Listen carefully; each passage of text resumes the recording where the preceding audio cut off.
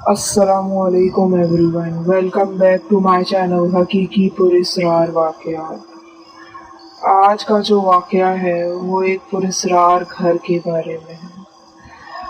جو ہمارے ساتھ یہ کہانی شیئر کر رہے ہیں یہ ان کے دوست کے ساتھ ہوا واقعہ ہے۔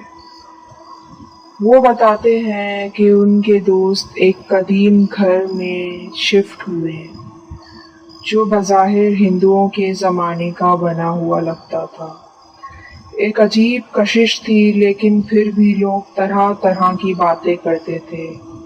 اس پرکشش ویرانے گھر کے بارے میں شاید یہاں ہونے والے عجیب و غریب واقعات نے لوگوں کو مجبور کر دیا تھا، اور شاید ان کو اس گھر کی چھت پر کوئی سیاہ لباس والی عورت بھی نظر آتی تھی۔ یہاں جو ایک نیا چھوٹا سا گھرانہ رہنے آیا تھا، یعنی ان کے دوست، وہ بھی انہی باتوں کا شکار ہوئے۔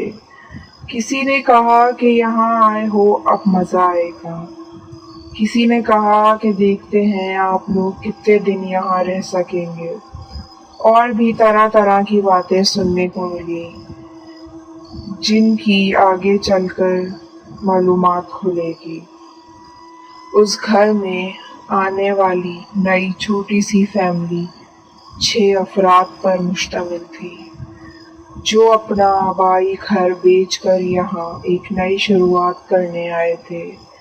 بظاہر تو سب ٹھیک تھا، لیکن یہاں آنے کے چند ماہ بعد ہی بہت زیادہ نقصان ہونے لگے، کبھی مالی تو کبھی جانی، لیکن اللہ پاک اپنے فضل و کرم سے زیادہ نقصان سے بچا لیتا۔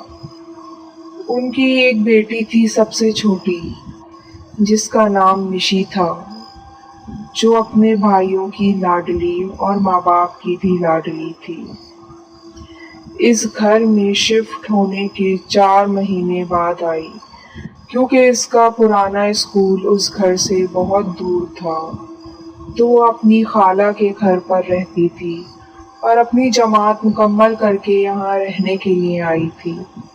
ایک دن معمول کے مطابق اس کی آنکھ فجر کے وقت کھلی۔ واش روم کمرے سے کافی دور تھا، ساتھ ہی لائٹ بھی نہیں تھی، تو اس نے موبائل کی روشنی سے واش روم جانا چاہا، لیکن اگلے ہی لمحے اسے بہت ہی عجیب چیز دیکھنے کو ملی جو دل کی دھڑکن تیز کرنے کے لیے کافی تھی۔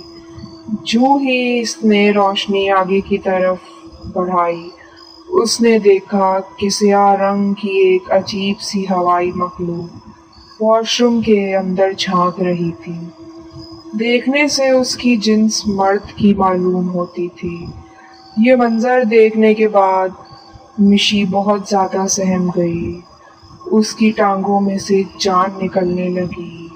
اگلے ہی لمحے اس نے اپنے قدم واپس کمرے کی طرف کیے اور جا کر لیٹ گئی، لیکن ڈر کی وجہ سے نیند کا آنا مشکل تھا۔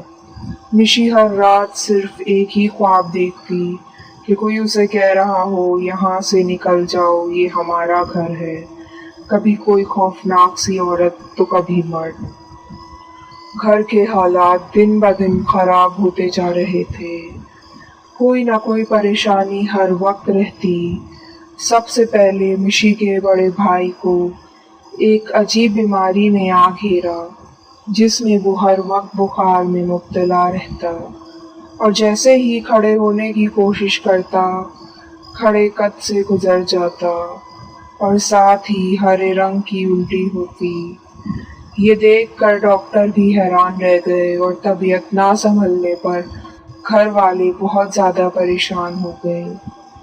مشی ہر رات اپنے بڑے بھائی کے متعلق ایک خواب دیکھتی، جس میں مشی کو اپنا پرانا گھر نظر آیا، اور اس کے انتہائی پچھلے کمرے میں اسے ایک عورت نظر آئی جو اس کے بھائی کی ٹانگ کو بڑی بے رحمی سے بگدے سے کاٹ کر کھا رہی تھی، اور نتیجتاً بڑے بھائی کی ٹانگ کا مسئلہ ہو گیا، اور اس کی چال میں ہلکی سی معذوری آ گئی، جس کی وجہ سے وہ لنگڑا کر چلنے لگا۔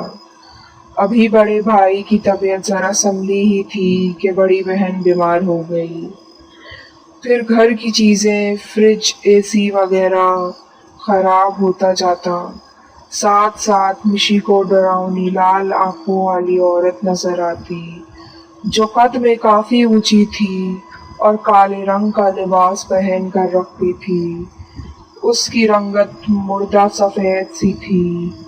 या तो वो खुद को जाहिर करके डराती या फिर ख्वाब में आकर डराती। अक्सर वो मिशी को चलते फिरते नजर आती है। इसके हाथ बहुत लंबे लेकिन सूखे से थे। वो चलते हुए टेढ़ी आंखों से मिशी को देखती। इसके साथ अक्सर एक और औरत भी नजर आती, जो इंतहाई वाली सफेद रेशम लिबास पहन कर रखती। उसकी नजरें पीली और चाल बिल्ली के जैसी थी। वो बिल्ली नुमा औरत अक्सर रात के वक्त टहलती हुई नजर आती थी या फिर मिशी के सिरहाने बैठकर उसे तकती रहती थी। मिशी को हर वक्त ऐसे महसूस होता कि कोई गुस्से भरी आंखों से उसे देख रहा हो, बिना किसी को खटक रहा हो।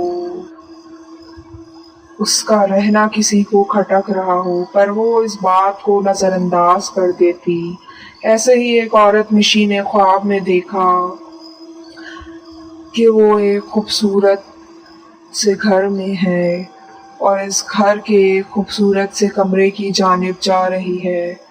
यकदम इसके कदम रुक जाते हैं जब इस कमरे का दरवाज़ा खुद ब खुद खुल जाता है और वहाँ मिशी को एक 5 से 6 साल का बच्चा नजर आता है, जो बहुत ही मजलूमियत से और आंसू होते हुए मिशी की तरफ देखता है और कमरे की दूसरी जानिब अपनी हाथ की उंगली से इशारा करता है।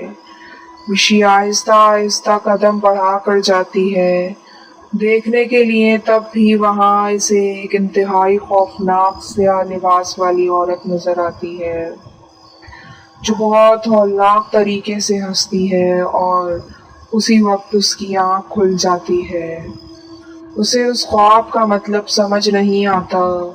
वो बार बार सोचती है कि वो बच्चा कौन था आखिर। खैर, दिन यूं ही मामूल के मुताबिक गुजरते हैं। मिशी अपनी वालिदा के कहने पर सिलाई सेंटर में दाखिला ले लेती है और तालीम के साथ साथ सिलाई का हुनर भी सीखने में मसरूफ हो जाती है।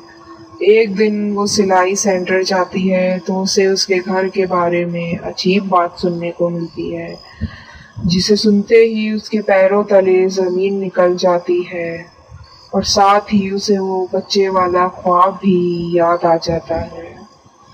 तो दोस्तों, ये थी मिशी की कहानी।